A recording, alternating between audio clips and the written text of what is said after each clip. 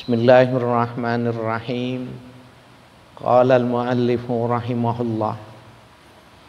Wa an Abdullah ibn Amr ibn al-Asi radhiyallahu anhuma anna nabiyya sallallahu alaihi wasallam tala qaulallahi azza wa jalla fi Ibrahim alaihi salam.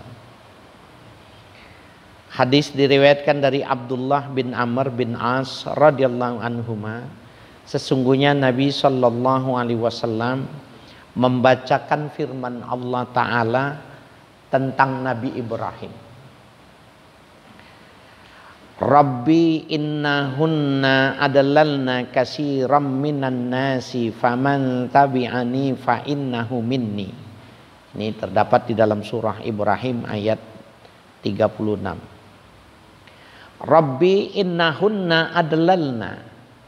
Wahai Tuhan, sesungguhnya berhala-berhala itu, innahunna ay asnam, ya, berhala-berhala itu adalalna, menyesatkan katsiran minan nas, ya, banyak dari manusia. Jadi di zaman Nabi Ibrahim itu mereka mencari Tuhan dan mereka membuat patung. Ya. Nah, Nabi Ibrahim melaporkan kepada Allah bahwa banyak yang tersesat di antara umatnya itu dari lantaran patung-patung, ya, sesembahan-sesembahan itu. Faman tabi'ani fa innahu minni, maka barang siapa yang ia mengikuti aku, sesungguhnya ia termasuk dari golonganku. Jadi di sini kelihatan sekali Nabi Ibrahim itu punya pengharapan kepada Allah, ya, walaupun tidak secara langsung digambarkan bagaimana keinginannya Nabi Ibrahim terhadap umatnya, tetapi informasi Qur'ani ini Nabi Ibrahim itu pilu. Sama juga orang bilang gini, aduh, di rumah nggak ada beras, kontrakan mau habis, anak-anak belum bayar sekolah. Nggak usah bilang dia minta uang, tetapi itu menimbulkan sebuah keprihatinan, ungkapkan keprihatinan itu, betul nggak? Sakit semua, ya, gaji dipotong setengah. Sebenarnya dia meminta bantuan. Nah, inilah sebuah cantiknya dialog, ya, yang dinukil di dalam Al-Quran, ya, tentang bagaimana Nabi Ibrahim melaporkan kepada Tuhannya itu dengan etika. Nabi Ibrahim sakit, ya, fa in maridtu fahuwa yashfin. Apabila aku sakit, maka Allah lah yang menyembuhkannya. Dia enggak mengatakan isfi, obati aku, sembuhkan aku, enggak. Fahuwa yashfin, Allah lah yang menyembuhkan. Nah, ini bahasa-bahasa satir, ya, bahasa-bahasa yang tertutup oleh satir, oleh hal-hal yang sifatnya vulgar, hal-hal yang sifatnya nyata gitu. Tetapi di belakang satir itu sebenarnya ada permintaan, pilu rasanya, ya. Jadi adik kita, encing kita, keluarga kita datang ke rumah kita, lemes gitu, ya, lemes, dan dia bercerita tentang dirinya. Dia nggak bilang minta bantuin, tetapi kita sudah paham bahwa sebenarnya kalau punya rezeki dia minta, tapi dia tidak mengucapkannya. Itu namanya satir. Ya. Nah, ini Al-Quran sudah bagusnya memiliki sastra yang begitu sangat luar biasa menggambarkan bagaimana Nabi Ibrahim itu mengadukan halnya kepada Allah itu seperti itu. Ya. Wa qaula Isa alaihi salam, dan Nabi membacakan firman Allah tentang Nabi Isa alaihi salam. In tu'adzibhum fa innahum ibaduk wa in taghfir lahum fa innaka antal azizul hakim. In tu'adzibhum, bila engkau siksa mereka ya Allah, fa innahum ibaduk, sesungguhnya mereka itu hambamu. Wa in taghfir lahum, dan bila kau ampuni mereka, fa innaka antal azizul hakim, sesungguhnya engkau Tuhan ya yang mulia lagi maha bijak. Minta enggak? Enggak ada. Ini bahasa satir ya, tidak terlihat permintaan itu ya, dan bahasa-bahasa ini menjadi menarik ya, menjadi bagus dan lebih mengena bagi orang-orang yang cendekia ketimbang menggunakan kalimat meminta. Lihat saja, punya anak, ada orang punya anak 5, yang satu minta ya, kalau dikasih, ma, minta duit ma buat jajan. Nggak dikasih dia begini. Yang satu minta ditentuin angkanya, nggak mau kurang. Yang satu minta, kalau nggak dikasih ngamuk-ngamuk. Yang satu, tapi kalau ketemu sama ibunya, ibunya dipijitin, pijitin, ya badannya dipijitin. Ya, lama-lama ibunya ngerti mau beli apa sih. Ibunya yang menawarkan mau beli apa, padahal dia nggak minta. Malah itu jauh menyenangkan hati si ibunya karena ibunya tidak tersakiti dengan ucapannya gitu loh. Satir. Ya. Nah, ini bahasa yang luar biasa. Apabila kau siksa, sesungguhnya mereka itu hambamu. Artinya itu punyamu ya Allah gitu. Kalau kau mau siksa, itu punyamu. Kalau kau mau ampuni, sesungguhnya engkau maha bijak.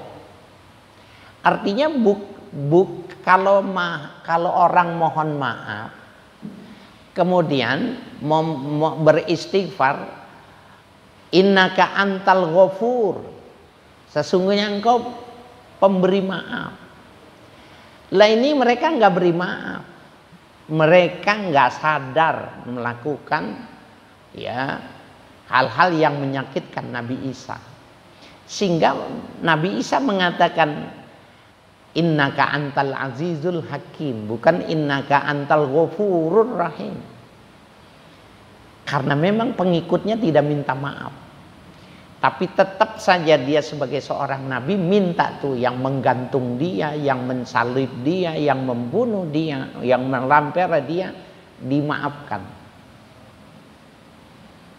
Ya. Jadi kita belajar satir dalam bahasa Al-Quran yang sungguh luar biasa. Lalu bagaimana ketika Nabi membacakan 2 ayat itu? Farafa'a yadaihi wa qala Allahumma ummati ummati. Nabi mengangkat kedua tangannya seraya beliau berdoa, Allahumma ummati ummati. Ya Allah, kaifa ummati, kaifa ummati. Bagaimana umatku, bagaimana umatku. Ini menjadi sebuah pengharapan yang luar biasa bahwa Nabi Muhammad itu tidak berpikir ya bagaimana keluarganya, bagaimana anak kesayangannya, tetapi yang dia pikirkan secara keseluruhan. Kita termasuknya. Ummati, ummati. Ya. Wabaka. Kemudian Nabi nangis. Ya, nangis ketika membaca itu.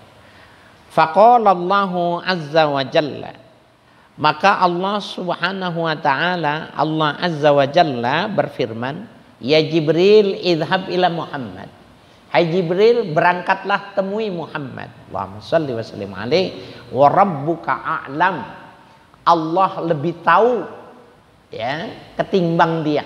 Jibril suruh kasih tahu kepada Muhammad, ya, bahwa wa rabbuka a'lam.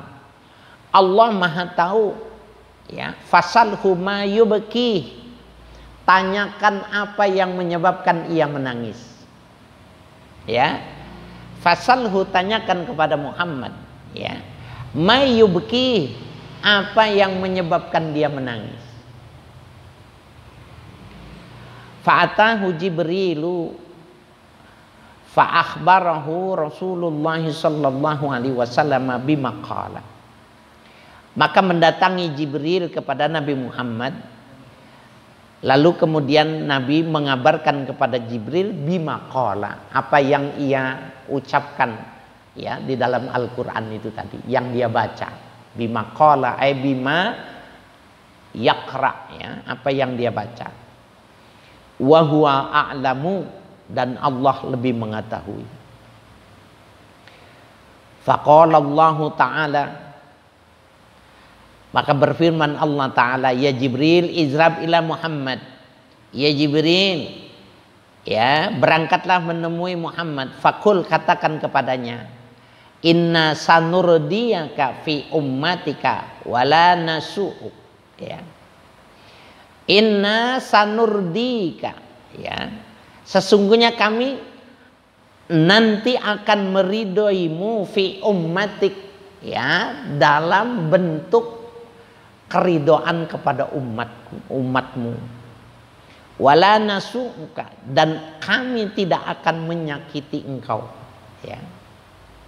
Rawahu Muslimun, meriwayatkan hadis ini oleh Imam Muslim. Jadi Bapak saya sekalian yang berbahagia, ini yang dimaksud dalam hadis ini, bahwa Nabi Muhammad itu terpengaruh dengan bacaannya, bagaimana sikap Nabi Ibrahim terhadap pengikutnya, bagaimana Nabi Isa terhadap umatnya, nangis, yang kemudian dipanggilnya, disebut nama umatnya. Nah, Allah suruh tahu, ya. Nah, ada sebuah pertanyaan tuh begini. Kalau Allah Maha tahu, kenapa malaikat Jibril disuruh turun, disuruh tanya? Kan Allah Maha tahu.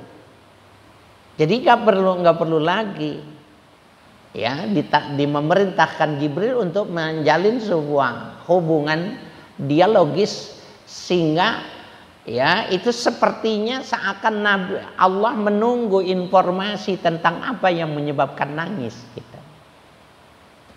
Sebenarnya bukan begitu. Ya, ini adalah, jangan lupa, ini adalah Al-Qur'an, di mana rekaman-rekaman Al-Qur'an itu akan menjadi wahyu, dan itu menjadi, ya, rekaman dalam Al-Qur'an ini akan menjadi pelajaran yang terus menerus, sehingga kalau saja Allah tidak memerintahkan Jibril, tidak ada dialog ini, maka tidak ada pelajaran yang bisa diambil untuk pengikutnya. Apa yang bisa ditangkap? Enggak ada.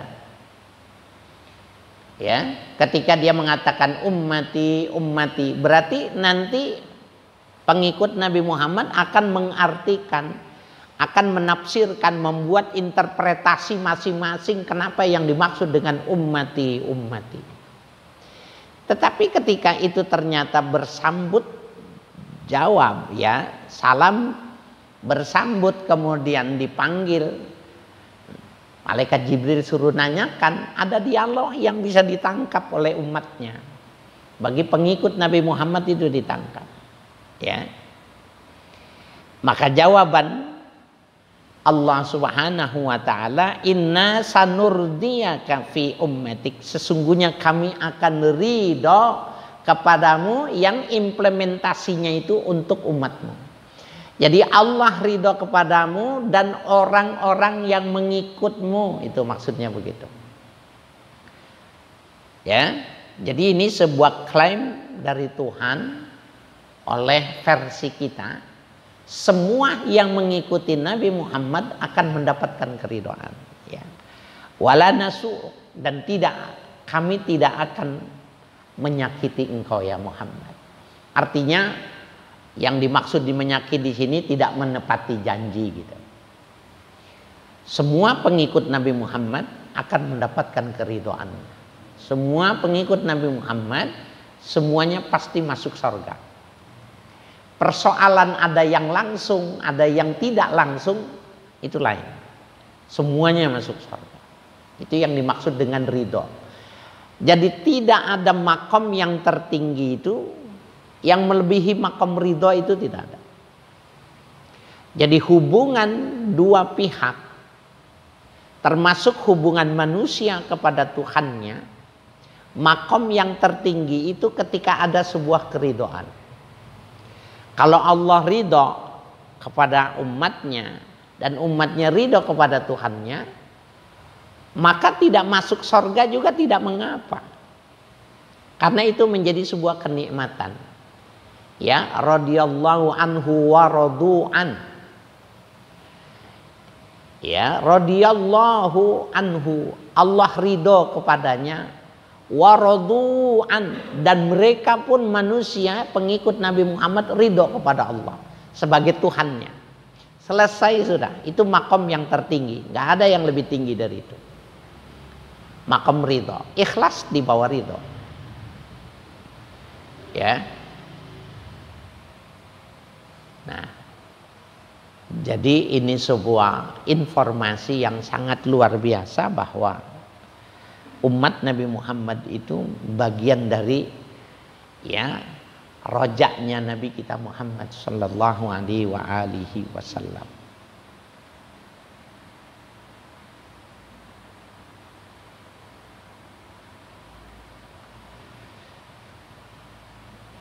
Nah, di sini kalau kita lihat dari hadis ini, yang pertama bahwa Nabi Muhammad itu punya kelembutan, sehingga ya azimu ra'fatin Nabi bi ummati, besarnya kelembutan Nabi terhadap umatnya.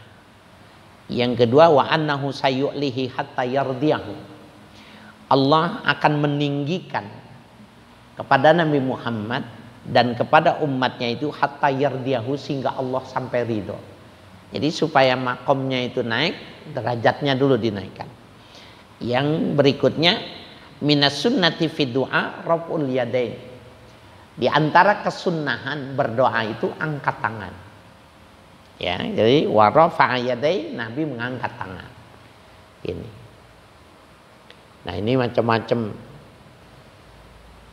Menurut Muallim Syafi'i Hazami, ya, ada penjelasan yang punya dobit.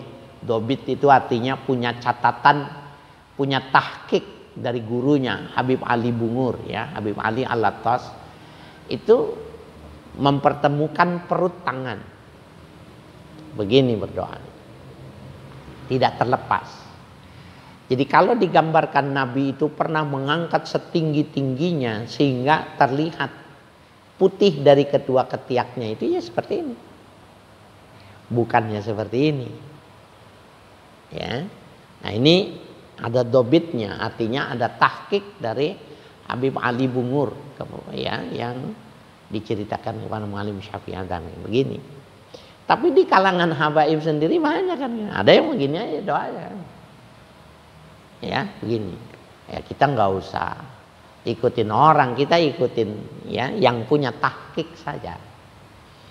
Ya, ada yang cuma macam-macam ya orang di dalam berdoa. Ada yang memang nggak mau ngangkat tangan, gitu ya. Itu semua adalah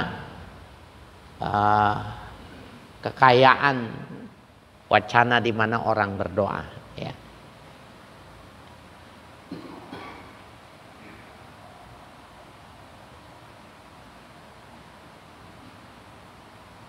Nah, ini juga kalau di dalam pemahaman isbatu uluwillahi ta'ala khalqihi wa annahu fis sama.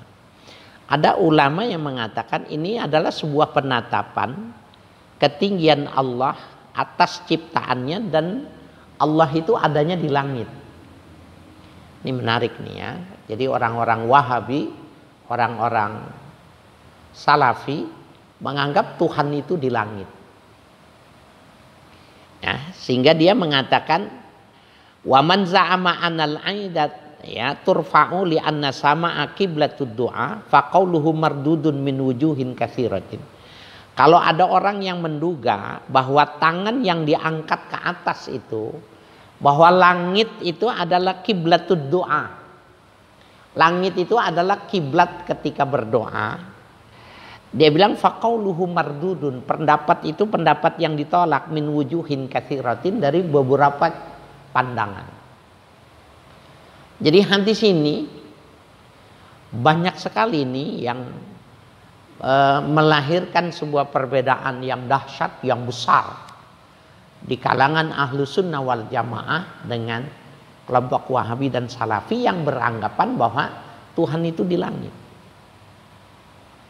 Ya, Tuhan itu di langit. Adapun di langit keberapa, mereka memang tidak menentukan. Ya, yang jelas Tuhan itu di langit. Kalau ahlu sunnah mengatakan Allahu Akbar, demi Allah, kemudian la ilaha illallah, itu ya, yang dikatakan adalah as-sama kiblatud doa. Langit itu adalah kiblatnya orang berdoa. Dan atas itu menunjukkan tidak melulu, ya, tinggi itu tidak melulu maknanya lawanan bawah. Ya, sama itu artinya tinggi. Langit itu artinya tinggi. Jadi kalau Allah, menurut pemahaman kita nih Ahlussunnah, Allah itu ya di tempat yang maha tinggi itu tidak ada titik di mana menentukan di langit atau di mana gitu. Dan kita juga tidak mengatakan di mana-mana gitu. Dalam Al-Qur'an itu ya wallahu 'alal arsyistawa. Allah itu bersemayam di arasnya. Ya, bersemayam di arasnya. Di mana itu arasnya? Di arasnya Allah itu tidak disebutkan. Karena kalau Allah maknanya disebutkan di aras, kemudian Allah berada di aras, berarti ada tempatnya. Nah, saya pernah mengatakan, memperbuat perbandingan itu begini. Kalau kita menggambarkan, ada ayat-ayat itu yang ditakwil, ya, tidak diartikan tetapi ditakwil. Ditakwil itu mengambil makna yang lebih jauh dari makna yang sebenarnya.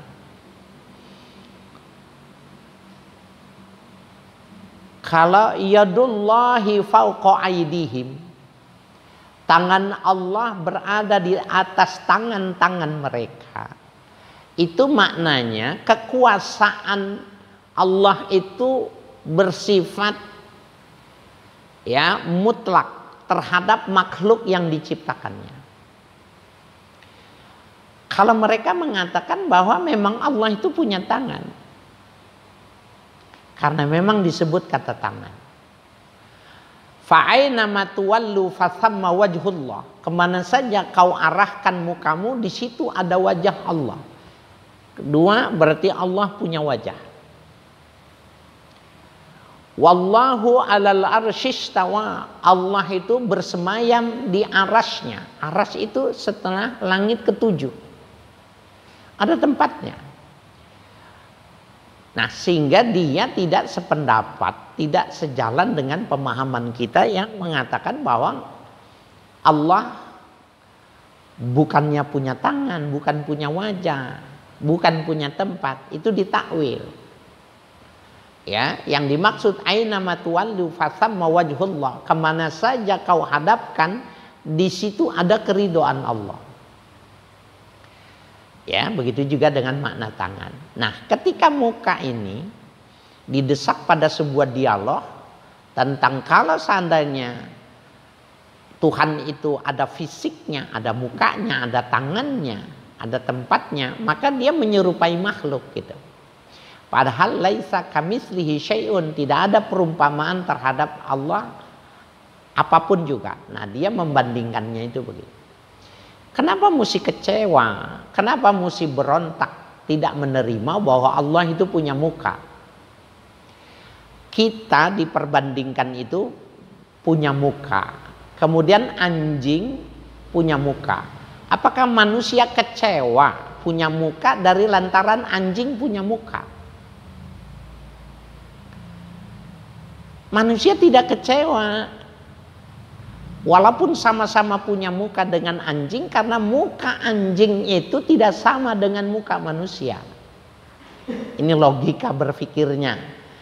Allah tidak menjadi kecil, tidak menjadi penyerupaan ketika dikatakan punya muka, punya tangan, dari lantaran manusia punya muka dan punya tangan, karena tidak sama. Jadi penyerupaan tapi yang tidak sama gitu. Nah, ini berjalan masing-masing. Tetapi pendapat ini ya tidak ada di kalangan kita yang mengatakan bahwa pendapat mereka itu ya sesat. Tetapi mereka mengatakan pendapat-pendapat Al-Asy'ari ya, Al-Asy'air itu termasuk sesat. Ya, dolalah. Nah, ini bagi wacana buat kita di dalam belajar, bahwa tidak pantangan juga kita untuk belajar karya-karya mereka di dalam mereka memahami tentang akidah ya Islamiyah seperti itu. Nah, ini dari hadis ini begitu. Ya. Tapi kalau kita tidak mengatakan begitu, ya.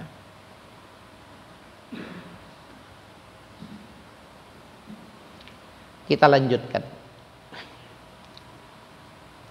Wa an Mu'adz bin Jabal radhiyallahu anhu qala, hadis diriwayatkan dari sahabat Mu'adz bin Jabal radhiyallahu anhu menceritakan ia, kuntu ridfan Nabi sallallahu alaihi wasallam ala himarin. Dahulu aku pernah berbonceng kepada Nabi sallallahu alaihi wasallam ya dengan kendaraan himar. Ya, himar itu ya keledai. Jadi dia lebih kecil dari kuda ya, dan dia himar ini kokoh kuat ya. Faqala, kemudian Nabi bersabda, ya Mu'adz, hal tadri ma haqqullahi ala ibadi. Hai Mu'adz, apakah kau mengetahui apakah hak Allah terhadap hamba-hambanya? Wa ma haqqul ibadi 'ala Allah, dan apakah hak hamba terhadap Tuhannya? Nah, ini juga sebenarnya pertanyaan kita. Kalau kita melaksanakan kewajiban berarti ada haknya. Kalau orang bayar kewajiban ada haknya. Orang bayar pajak itu ada haknya untuk menikmati hasil pajak. Jalanannya besar, jalanannya diperpanjang, fasilitas umum aman, ya, kendaraan umum banyak, itu pajak. Nah, ketika kita taat kepada Allah, apa hak kita? Ada tidak dari apa yang kita berikan kepada Allah?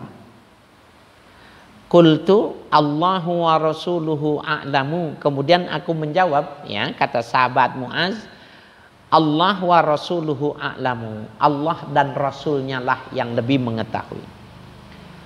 Qala, kemudian Nabi bersabda, fa inna haqqallahi 'alal ibadi ayya'buduhu. Sesungguhnya hak Allah terhadap hambanya, bahwa hambanya itu beribadah, menyembah kepada Tuhannya, menyembah kepada Allah. Wala yusyriku bihi syai'a, dan mereka tidak menyekutukan Allah dengan apapun. Ya, apa saja, berarti apakah itu patung, ya, pemahaman termasuk, ya. Nah, ini. Jadi kalau musyrik dalam dimensi ibadah itu, ada benda yang dipercayai menjadi sebuah kekuatan spiritual, keris umpamanya, golok, ya, atau kujang bagi orang-orang Sunda yang menaun yang sudah bertuah, maka itu dijadikan sebagai sebuah jimat yang punya kekuatan spiritual. Itu sebenarnya musyrik. Walaupun nanti musyrik ada levelnya, ada tingkatannya. Itu bagian dari sebuah ketidakmurnian di dalam beribadah ketika masih punya benda-benda yang dianggap punya kekuatan selain kekuatan Allah. Nah itu ya termasuk benda.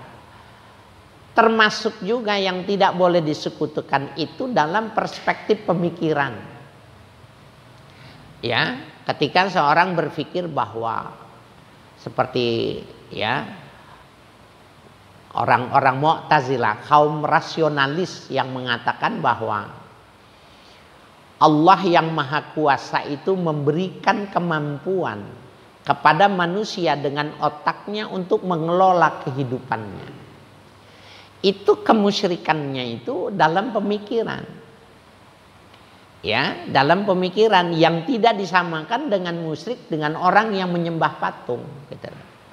Sehingga kaum Mu'tazilah oleh Ahlus Sunnah dianggapnya menyimpang dia. Karena menganggap pada saat itu manusia bisa menentukan perbuatannya sendiri. Padahal wallahu khalaqakum wa ma ta'malun. Ya, ayat itu mengatakan Allah yang menciptakan kalian dan apa yang kalian lakukan. Ya. Nah, keinginan kita itu dengan menyesuaikan keinginan Allah, itu yang disebut dengan taufik. Nah, ini bagian dari bentuk-bentuk kemusyrikan ya dalam kondisi sekarang. Seperti halnya kalau kondisi kita sekarang ini ya, mengagumi kehebatan teknologi, mengagumi ya perkembangan tentang sains yang begitu sangat luar biasa, ya berkembang begitu sangat luar biasa, maka kekaguman kita pada saat itu melepaskan Tuhan gitu. Itu juga bagian daripada syirik, walaupun levelnya tidak sama dengan orang yang menyembah Tuhan, menyembah patung, itu tidak sama levelnya.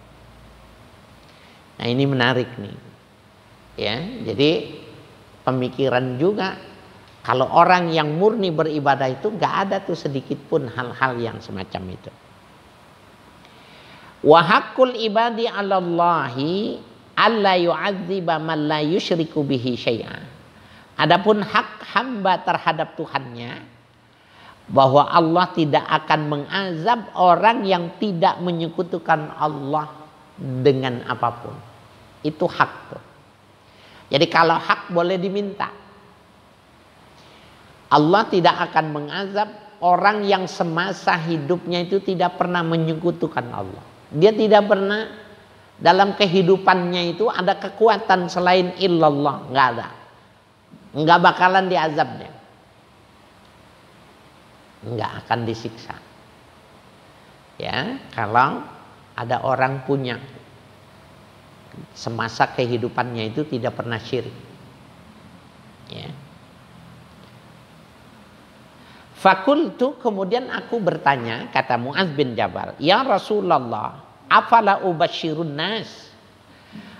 Apakah tidak sebaiknya aku memberikan kabar baik ini kepada khalayak ramai? Ya, boleh nggak aku sampaikan ini? Ya, kenapa tidak disampaikan kepada khalayak ramai sehingga ini menjadi sebuah kegembiraan ketika orang mendengar? Gitu. Qala la tubasyirhum. Kau jangan kasih tahu kepada khalayak ramai. Fayattakilu, maka mereka nanti akan bersandar. Ya, bersandar dengan perkataan Nabi, ya udahlah, ibadah nggak usah banyak-banyak, nggak usah haji, nggak usah bayar ini, yang penting jangan syirik kepada Allah. Nah, itu namanya bersandar. Kalau bahasa Inggrisnya ngandelin, ya. Bahasa Betawinya itu ngandelin. Wah, udahlah aman dah, pokoknya jangan syirik. Nggak boleh kata Nabi. Jangan diberitahukan ya. Muttafaqun alaih, hadis ini ya diriwayatkan oleh Imam Bukhari dan Imam Muslim. Nah, lalu kalau Nabi tidak boleh memberitahukan, kenapa Muaz memberitahukan? Ini menarik nih. Jadi memang ada perkataan Nabi itu yang semuanya itu tidak boleh diberitahukan. Lalu kenapa sekarang kok kita jadi tahu, kok yang rahasia jadi bersifat umum? Jawabannya, rahasia itu ketika Nabi masih ada. Kalau Nabi sudah tidak ada, maka itu tidak jadi rahasia lagi di antara kedua orang itu. Jadi membuka sesuatu yang baik itu tidak dianggap membuka rahasia. Ya, mungkin saya pernah menceritakannya dan pernah membaca hadisnya bahwa ya Sayyidah Fatimah itu pernah ketemu sama Nabi, disaksikan oleh Sayyidah Aisyah, nangis, dibisikin nangis. Kemudian dibisikin di telinga kanan nangis. Kemudian dibisikin lagi sebelah kirinya. Beliau tersenyum, bergembira dengan bisikan yang kedua. Waktu ditanya sama ibunya, ibu tirinya, Sayyidah Aisyah tentang apa yang diucapkan Nabi, dia bilang, itu rahasiaku dengan ayahku. Dia nggak mau cerita. Kenapa? Nabi bilang nggak boleh dikasih tahu pada siapapun. Tapi ketika Nabi wafat, diceritakan kepada ibunya, ya, Sayyidah Aisyah, bahwa bisikan pertama yang menyebabkan aku menangis karena beliau mengatakan tidak lama lagi ingin meninggalkan dunia ini. Itulah yang membuat aku menangis. Tapi nggak boleh kasih tahu karena ramai nanti kalau dikasih tahu. Nah, bisikan kedua yang membuat aku tertawa dan berbahagia, Nabi mengatakan yang paling cepat, yang paling dahulu mengikuti menyusul aku adalah engkau ya Fatimah. Dan ternyata benar itu. Riwayat mengatakan 6 bulan setelah itu wafat. Ada yang mengatakan 4 bulan setelah itu meninggal Sayyidah Fatimah. Nah, jadi menyampaikannya setelah Nabi tidak ada. Sahabat Muaz bin Jabal juga ini ketika la tubasyirhum, jangan dikasih tahu kabar gembira ini kepada mereka supaya mereka tidak mengandalkan itu gitu. Hadis cuma sekedar tidak menyekutukan itu setelah Nabi wafat. Justru dia tidak mau menyampaikannya karena itu semua harus orang tahu. Ya, jadi di masa zaman Nabi tidak disampaikan. Tapi setelah Nabi wafat boleh disampaikan itu.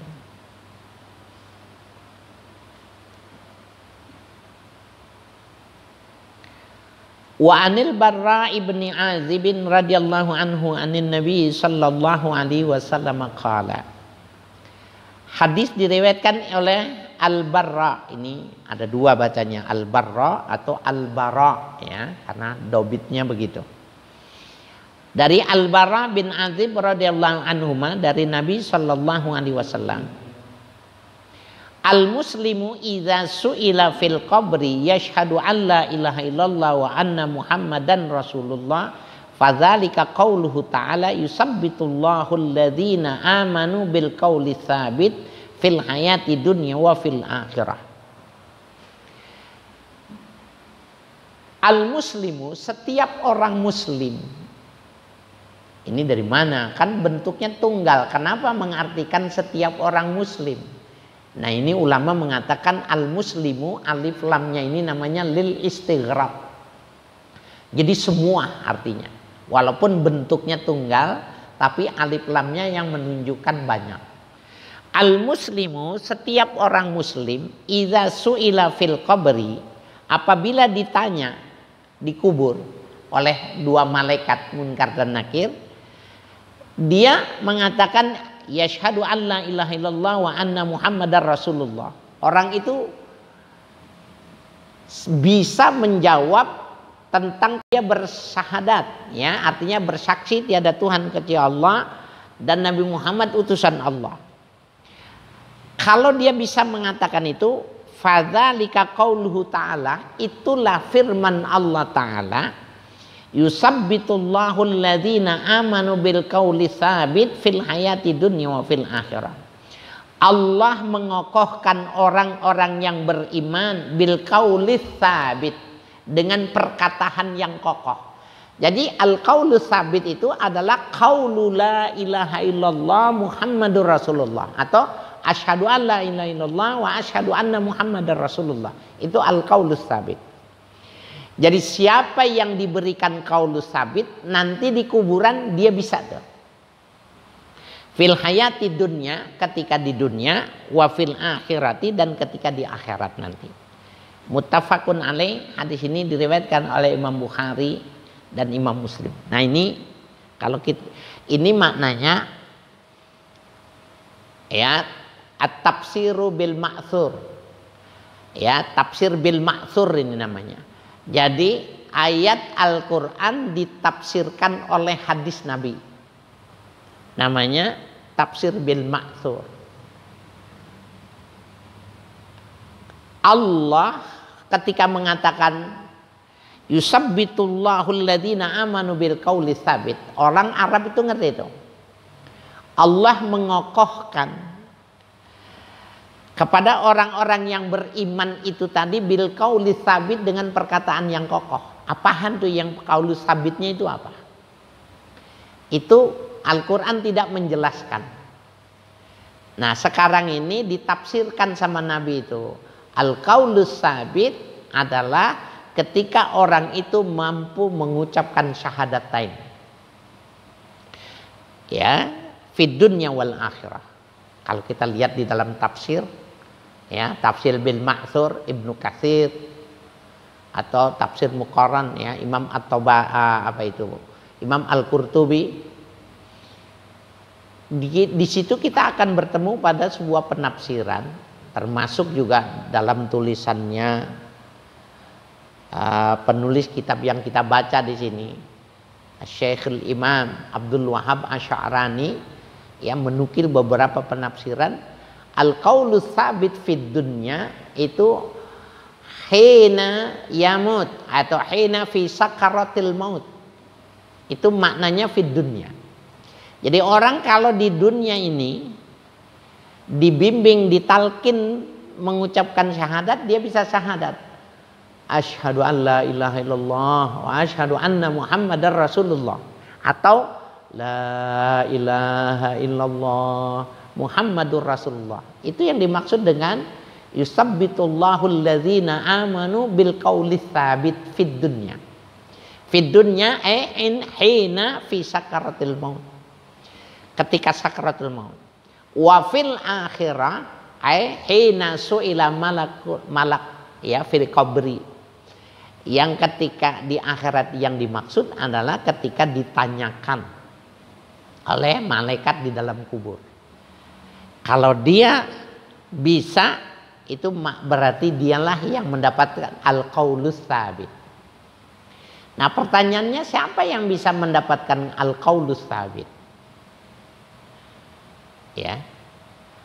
Kalau gitu apalin aja gitu. Sehingga nanti jadi aman umpamanya gitu.